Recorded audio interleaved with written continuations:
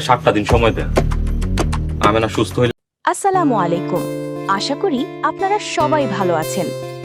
Eagle টিমের জনপ্রিয় পারিবারিক ধারাবাহিক নাটক সত্যের মৃত্যু নেই প্রতিটি পর্বেই দর্শকদের হৃদয় ছুঁয়ে যাচ্ছে।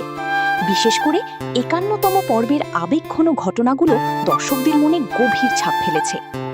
আজকের ভিডিওতে আমরা আলোচনা করব 51তম পর্বের গুরুত্বপূর্ণ ঘটনাগুলো নিয়ে এবং জানার চেষ্টা করব আগামী পর্বে কি কি নতুন মোড় অপেক্ষা করছে। পাশাপাশি জানিয়ে দেব পরবর্তী পর্বের সম্ভাব্য প্রকাশের সময়সূচি। গত পর্বে আমরা দেখেছি এক হৃদয় বিদারক পরিস্থিতি। সালাউদ্দিন ও আমিনা তাদের অনাগত সন্তানকে হারানোর শোক সহ্য করতে পারছে না। এই ঘটনার পর সালাউদ্দিন মানসিকভাবে ভেঙে পড়ে এবং নিজের বাবার প্রতি জমে থাকা ক্ষোভ প্রকাশ করে। হাসপাতাল থেকে ফেরার পর বাবা যখন আমিনার সুস্থতার কথা ভেবে তাদের কিছুদিন নিজের কাছে রাখার প্রস্তাব দেন, তখন সালাউদ্দিন তা প্রত্যাখ্যান করে।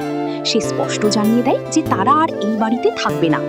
অন্যদিকে আমিনা পরিস্থিতি সামাল দিতে বাবার কাছে মাত্র 7 দিনের সময় চেয়ে নেয়। আগামী পর্বে বেশ কিছু গুরুত্বপূর্ণ ঘটনা ঘটতে পারে। সালাউদ্দিনের আচরণে তার বাবা বেশ ক্ষুব্ধ। প্রমোতে দেখা যায় তিনি মঈনকে ডেকে কোনো গুরুত্বপূর্ণ সিদ্ধান্তের কথা জানাচ্ছেন। ধারণা করা হচ্ছে সালাউদ্দিনের জন্য পরিবারের দরজা বন্ধ করে দেওয়ার মতো কঠোর সিদ্ধান্তও তিনি নিতে পারেন। আমিনা চাইলে পরিবারটি আবার এক হোক।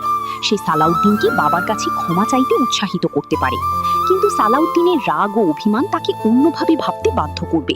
ফলে তাদের সম্পর্কেও নতুন ভুল বোঝাবুঝি তৈরি হওয়ার আশঙ্কা রয়েছে।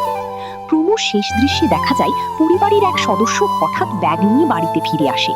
তার এই আকস্মিক আগমনের পিছনে কী কারণ রয়েছে সেটিই আগামী পর্বের অন্যতম রহস্য হয়ে উঠতে পারে। যারা অধীর আগ্রহে অপেক্ষা করছেন তাদের জন্য সুখবর, নাটকটির পরবর্তী পর্ব 31 মে দুপুর 3টায় প্রকাশিত হওয়ার কথা রয়েছে। নতুন পর্বটি যথারীতি ঈগল মিউজিক, ঈগল ড্রামা সিরিজের অফিসিয়াল ইউটিউব চ্যানেল এবং ঈগল ওয়াচ অ্যাপে দেখা যাবে। আপনাদের কি মনে হয়, সালাউদ্দিন কি তার জেদ ধরে রাখবে নাকি আমিনার কথাই বাবার কাছে ক্ষমা চাইবে? আপনার মতামত অবশ্যই কমেন্টে জানান। ভিডিওটি ভালো লাগলে লাইক, শেয়ার এবং চ্যানেলটি সাবস্ক্রাইব করতে ভুলবেন না।